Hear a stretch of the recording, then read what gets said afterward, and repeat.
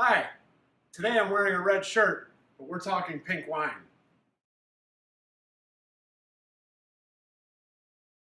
Hi, I'm Tim from Elma Wine Liquor.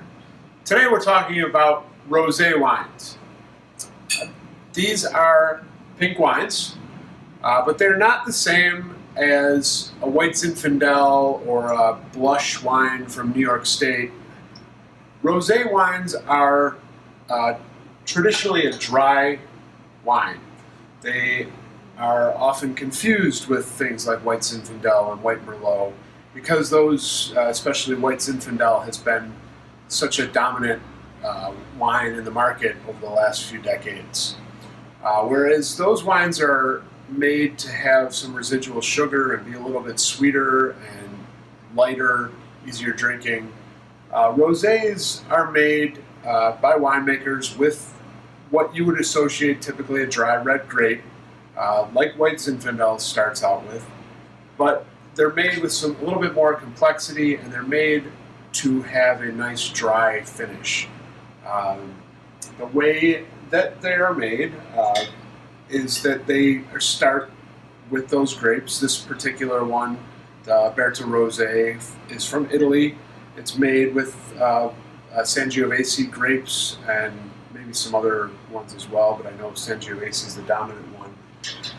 And Sangiovese is a dry red grape, typically a little bit light body, but the winemakers only leave the skins in contact with the wine for a very short period during the winemaking process, and then they separate the skins out so that you only get a little tinge of the pink and not that full red color that one would normally associate with a Sangiovese.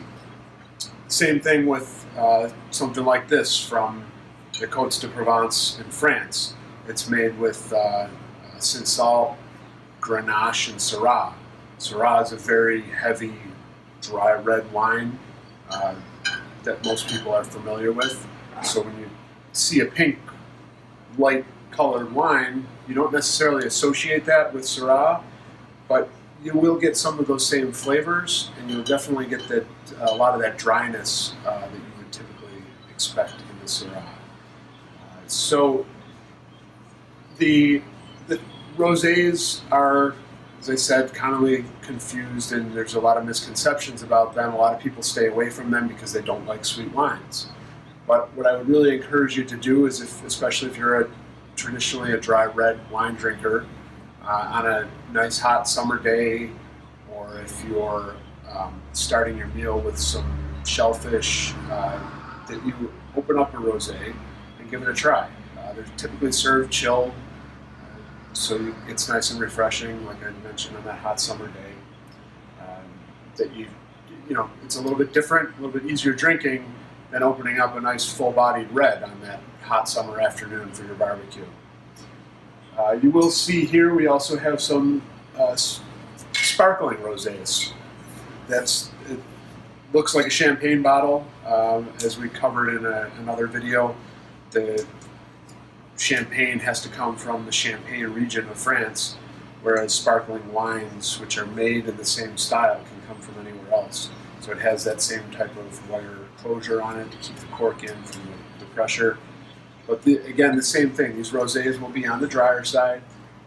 So, as you've probably heard me say before, if you've watched some of the other videos, as with anything in the wine world, there are always exceptions to what I'm telling you. One of those is this particular rosé, which says right out on the label, delightfully sweet. There are some others as well that you will find some sweetness to. So you might want to just double check with the person in your local wine store to make sure the one that you've picked out is a traditional dry rosé. One of the routes you can go for is to look for something from Provence, France, because that is where the traditional rosés come from. Some of the flavors that you find in rosés, you get a lot of strawberries, a lot of fresh, ripe berries in general, and they go great with shellfish. They go great just sipping on their own. So I really encourage you to get out and try one this coming summer season and enjoy. Thank you very much for watching. We look forward to your questions and comments and feedback, and we we'll see you soon. Cheers.